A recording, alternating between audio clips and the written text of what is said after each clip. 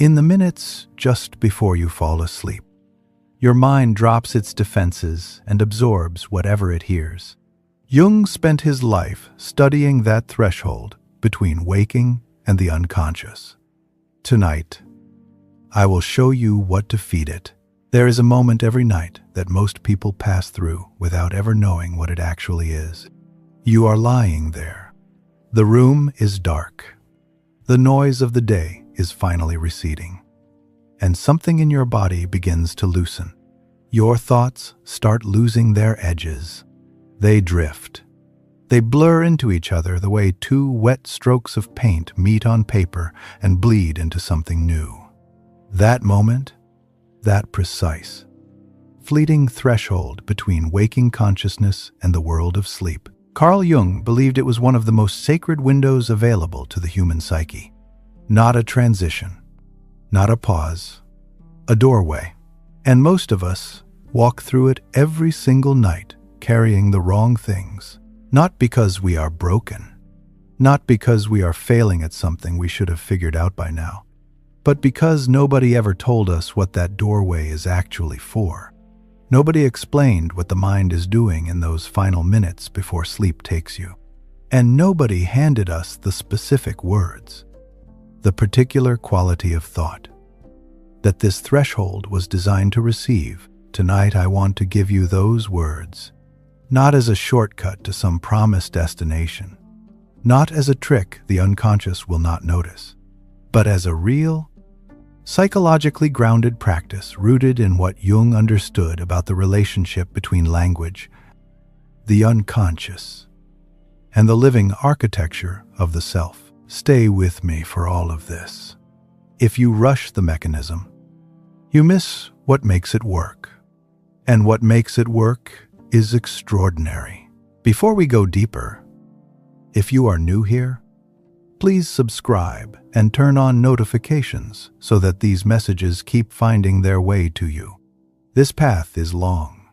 You do not have to walk it alone. Now, let us begin at the real beginning. There is a word Jung used for that drifting, dissolving state just before sleep arrives. He called it the hypnagogic state. Hypnagogia, from the Greek for sleep and guide. The sleep guide, because Jung believed, and his decades of clinical work bore this out with consistency, that the mind in that state is not simply shutting down, it is opening. The conscious gatekeeping function of the ego begins to relax its grip. The internal critic, the one who has been narrating your inadequacy since the alarm went off this morning, that voice begins to lose its authority. The filters that organize and regulate waking perception start to thin.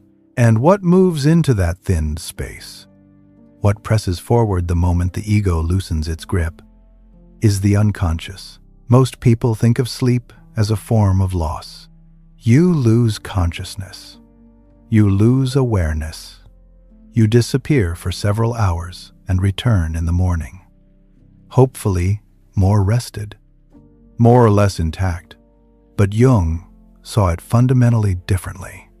He understood sleep not as disappearance, but as descent, a nightly journey into the deeper layers of the psyche, where something far more intelligent than the daylight ego does its most essential work, processing, integrating, reorganizing, healing, and the threshold. That hypnagogic window just before the descent is the moment when you can most directly influence what the unconscious will do with you while you sleep. Drop 111. I am a conscious participant in my own transformation, even in the dark. Write that in the comments right now. Here is what makes this psychologically real rather than mystical. The brain during the hypnagogic state shows a distinct pattern of neural activity. The prefrontal cortex, responsible for critical judgment and executive function, begins to quiet. The amygdala, which governs threat detection and the flooding charge of anxiety, begins to soften. The default mode network, which governs self-referential thought, becomes active in a way that is more associative, more imaginative, more open to new connections than it is during ordinary waking hours. This is not poetic language. This is what is literally happening inside your skull in the minutes before sleep. And into that chemically and neurologically open state, you pour whatever thoughts are currently running in your mind. Think about what most people pour in. They replay the argument they had in the afternoon. They rehearse the conversation they wish they had handled differently. They calculate the distance between where they are and where they believe they should be at this point in their lives. They scroll through an internal ledger of everything they did not accomplish today. Every obligation that is still unmet. Every version of themselves they have not yet managed to become. They feed the hypnagogic threshold with evidence of inadequacy. And the unconscious, which is not a critic, but an architect, takes those instructions literally. It builds the night around them. It processes them. It reinforces them. It integrates them into the deeper layers of the self, where beliefs live, where the emotional set point for your experience of life is quietly calibrated and recalibrated throughout your entire existence. You are feeding your unconscious every single night. The only question is what you are choosing to feed it. Jung wrote that until you make the unconscious conscious, it will direct your life and you will call it fate. Most people experience this at the level of sleep without ever understanding it. They wake up not simply tired, but subtly heavier, slightly more defeated than they were when they lay down. Not dramatically, not in a way they can put precise words to, just a millimeter lower than the day before. And over weeks, over months, over years, those millimeters accumulate into the structure of a life that feels smaller than it should, quieter, more resigned, more distant from the person they remember sensing they might become. This is not fate. This is instruction. Unconscious instruction. And you can change it. Write 333. I am choosing what I plant in the dark tonight. Post that below right now. Let me give you the vivid image that makes this concrete. Because this is something you need to feel in your body. Not merely understand as an idea in your head. Imagine a field, a wide, dark field with rich, cultivated soil. For the purposes of this image, that field is your unconscious mind. The daylight hours are when you walk across it, when you carry things through it, when you let the elements have their way with the surface. But planting, the actual work of deciding what will grow there, what will take root and spread through the deeper layers of the soil, only happens at two specific times. In the early morning, when the mind is still soft from sleep, and at night, in those final minutes before sleep arrives. When the soil of the unconscious is uniquely receptive to seed every single night of your life, you are planting something in that field. The question is not whether planting is happening. The planting is always happening. The question is whether you are the gardener, or whether chance and habit and the accumulated weight of your unexamined inner life is doing the planting for you. For most people, the night field is seeded by whatever was loudest that day. The most recent worry, the most persistent shame, the thought that showed up again and again, the one you could not quite shake, the one that followed you home and sat down at the table and refused to leave. That thought, given the open soil of the hypnagogic state, roots itself deep. It does not stay at the surface. It goes down into the layers where old beliefs live, where the sense of self was first assembled, where the unspoken conclusions about your worth and your capacity and your belonging were written, often in childhood, often without your knowledge or your consent.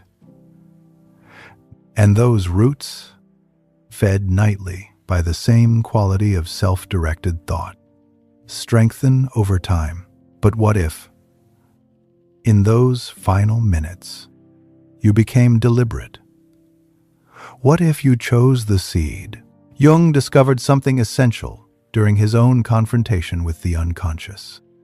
That extraordinary and harrowing period between 1913 and 1917, when he did not practice on patients or colleagues, but turned the instruments of psychology upon himself. He descended voluntarily into the depths of his own psyche, recording visions, entering into dialogue with inner figures, holding the terrible creative tension between disintegration and discovery. He documented all of it in the Red Book, a work so raw and so strange that he kept it locked away for most of his life, only allowing it to be published decades after his death. What he learned in those years was this: the unconscious is not an enemy to be defeated or a dungeon to be avoided. It is a living intelligence. It holds everything the ego has not yet been able to integrate. Everything the daylight self was too frightened or too busy or too defended to look at directly. And when you approach it not with suppression, not with distraction, not with the relentless noise of productivity and performance, but with genuine and deliberate intention, something remarkable becomes possible. The unconscious responds to language, not to language as mere information, but to language as frequency, as orientation, as the direction in which you are leaning when you cross the threshold.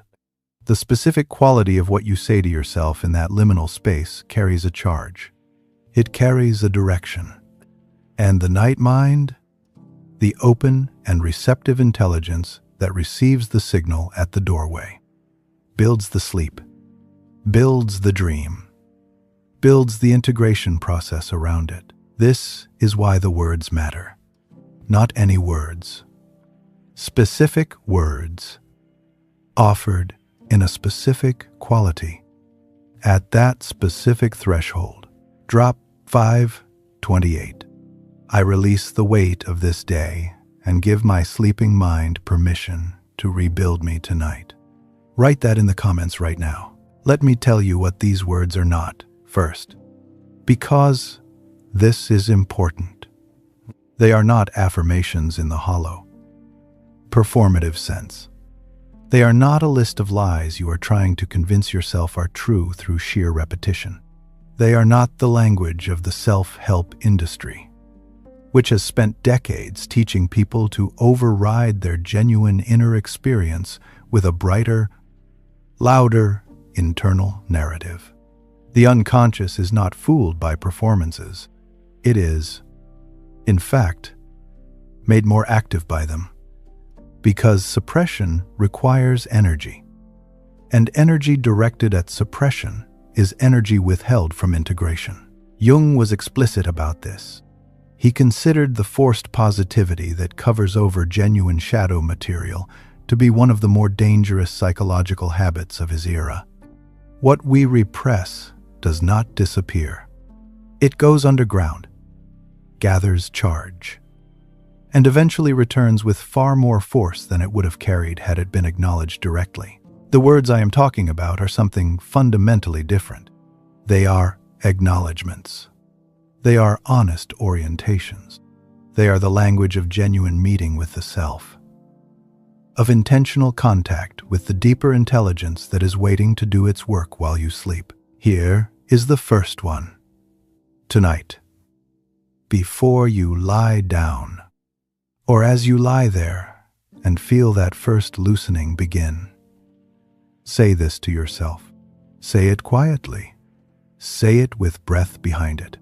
Not as a declaration from on high, but as an honest offering from where you actually are. I have done enough today. I release it now. 6 simple words, but the psychological weight of those words, spoken in that state, is far from simple. "I have done enough today" does not mean you accomplished everything on the list. It does not mean you were perfect, or that the work is finished, or that tomorrow does not wait. It means something more radical and more necessary than any of that. It means you are choosing to step out of the relentless evaluation loop, the perpetual audit of productivity and worth. For the duration of this night, you are declaring a boundary between the day and the sleep. You are saying to the ego, with genuine authority, your shift is over. What comes now does not require your supervision. I release it now. Not I forget it. Not I pretend it did not happen. Release is different from suppression, and the distinction is not semantic. Release is a conscious act of setting something down. You pick it up again in the morning if you need it, but you choose not to carry it through the threshold into the unconscious field where it would root without your knowledge or your consent. The second phrase, the one that follows naturally into that opening, I trust what happens in the dark. This one requires more of you, because trusting the dark runs directly counter to what most of us were conditioned to believe about ourselves and about the unconscious. We were taught, implicitly, if not explicitly, that the unconscious is where the dangerous things live, where the impulses are, where the shadows lurk and wait. We were taught that consciousness, control, vigilance, these are the virtues, that letting go is dangerous, that the only safe position is the defended one. But Jung knew otherwise. He spent his life demonstrating otherwise. He wrote that enlightenment is not achieved by imagining figures of light, but by making the darkness conscious. He was saying something very specific with that. Not that we should wallow in darkness or romanticize shadow. He was saying that the goal is not to eliminate the unconscious, or to transcend it, or to fill the night with artificial brightness. The goal is to bring awareness into genuine relationship with the dark, to stop fighting what lives below the surface, and to begin, with honesty and with respect for its intelligence, actually listening to it. I trust what happens in the dark means I trust the process my unconscious runs when I am not watching it. I trust that something in me knows how to sort and integrate and heal while the ego sleeps. I trust that the territory of the night is not hostile to my becoming, but is in fact where the deepest becoming happens. That trust, offered at the threshold, changes what the night does with you. Right 777. My darkness is not a threat. It is the territory where I am being remade. Drop that in the comments now. The third phrase is the one most people find the hardest to actually mean, which is precisely why it is the most powerful. I am already enough. Not I will be enough when I achieve a certain thing. Not I am getting closer to enough. Not I am working on being enough. Right now, in this body, with this history, with these wounds and these failures and these unfinished pieces of character still being shaped by life. I am already enough. This is not a bypass of the growth impulse. This is the psychological foundation that makes genuine growth possible in the first place. Jung observed something essential about the people who struggled most deeply with change. They were not people who lacked motivation. They were not people who did not care about becoming better. They were people who had built their entire drive to change on a foundation of self-rejection, on the unconscious belief that who they currently were was not acceptable, not lovable, not deserving of rest or peace or belonging until they had corrected the right number of things. And this belief, however understandable its origins, in a culture that indexes human worth to productivity and performance, creates what we now recognize as a perpetual alarm state. The nervous system cannot fully rest because rest feels like surrender. The psyche cannot fully integrate because integration requires a degree of self-acceptance that self-rejection categorically refuses to extend. The unconscious, trying to do its healing work in a system running on the fuel of self-condemnation, is always working against a current. I am already enough, said at the threshold. Said with whatever degree of genuine belief you can actually access in that moment. Even a fragile belief, even a tentative one, changes the current. It tells the night mind the person sleeping here deserves to be restored. The integration that happens tonight can move toward wholeness rather than toward the accumulation of further evidence of inadequacy. The fourth phrase, show me what I have not yet seen. This is an active invitation. This is where you step out of the passive relationship most people maintain with their unconscious and into something Jung called active imagination. Though here we are using it at the threshold rather than in formal waking practice. You are speaking directly to the deeper intelligence. You are acknowledging that it holds things you do not currently have conscious access to. Insights waiting to surface. Connections the daylight mind has not yet been able to make. The emotional truth of something you have been approaching only from the defended outside. And you are asking it to bring those things forward during the night in whatever form they are able to arrive. Sometimes this produces vivid and meaningful dreams. Sometimes it produces a clarity that is waiting for you when you wake. Fully formed. A thought that was not there the night before, but arrives with the certainty of something that has been building for a long time. Sometimes it works in ways you cannot track or name at all. A subtle shift in your body over several mornings. A loosening of something that has been held tight for years. An inexplicable lightness that you did not engineer through any conscious effort and cannot quite explain. The unconscious, genuinely invited, responds. Not always immediately. Not always in the language you expected or the timeline you hoped for. But it responds. Drop 444. I am opening the door to what my deeper self has been waiting to show me. Write that below right now. The fifth phrase. And this is the one you use last. At the very edge of sleep, when the thoughts are already beginning to dissolve and the field of the mind is going soft at the edges, I am being rebuilt tonight. Not repaired. Rebuilt. The word choice carries weight here. Repair implies something broke and needs to be fixed. It is accurate in its way, but it carries a specific connotation of damage, of something fundamentally wrong that requires correction before it can be acceptable again. Rebuilt carries something categorically different. It carries the image of what Jung called the individuation process, the lifelong movement toward becoming more fully and genuinely yourself.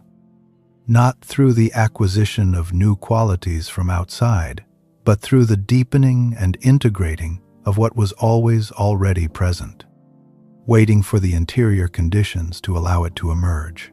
A structure being rebuilt is not a damaged structure being patched back together. It is a living thing being expanded into a form that can hold more. House more. Weather more without losing its structural truth. You are being rebuilt tonight. Your nervous system is doing it. Your unconscious mind is doing it. The intelligence that beats your heart and heals a wound and regulates your temperature without being asked is doing it in the territory of sleep in ways that the waking ego will only dimly perceive and never fully comprehend. Saying it at the threshold is not causing this process to happen. It was already happening. What you are doing is aligning your conscious intention with a process that is already underway.